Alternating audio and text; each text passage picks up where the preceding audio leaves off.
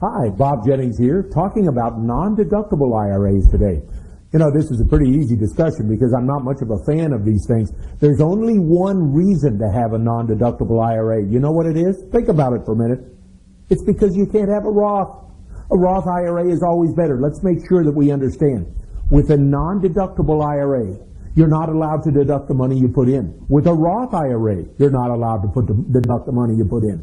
With a non-deductible IRA, you don't pay tax on whatever you earn. With a Roth IRA, you don't pay tax on whatever you earn. With a non-deductible IRA, when you take money out of the account, you don't pay tax on the withdrawal of your own contribution money, but you do pay tax on the withdrawal of earnings. With a Roth IRA, you don't pay tax on any of it.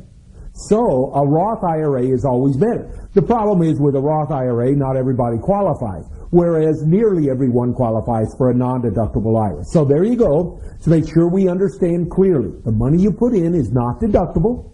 You do not pay tax on the earnings while it's in the account. When you take money out of the account, you don't pay tax on the return of your own investment, but you do pay tax on the return of earnings that you have earned in the account. And by the way, if you take it out before 59 and a half, you even have a 10% penalty on those earnings in addition to the contribution. For the year 2009, you're allowed to put in up to $5,000. If you're over age 49 on December 31st of 2009, you get to put in an additional $1,000. You may put that money in for 2009 all the way up until April 15th of 2010. There is one other issue here on non-deductible IRAs.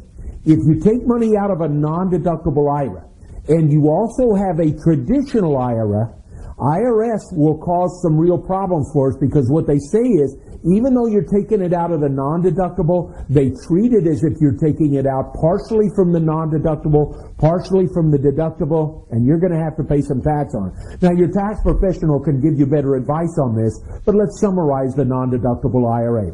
You may put for this year up to $5,000 in the account, and you get until April 15th of 2010 to do that. If you're over 49 on the last day of the year of 09, you can put an additional $1,000 in. The money you put in, you don't pay tax on it. The money that it earns, you don't pay tax on it.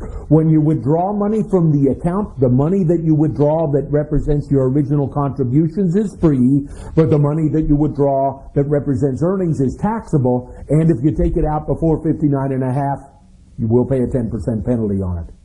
Well, that summarizes our non-deductible IRAs. Bob Jennings here. If you have further questions, please call us at the number at the bottom of your screen or visit our website. Thank you, everyone, for listening.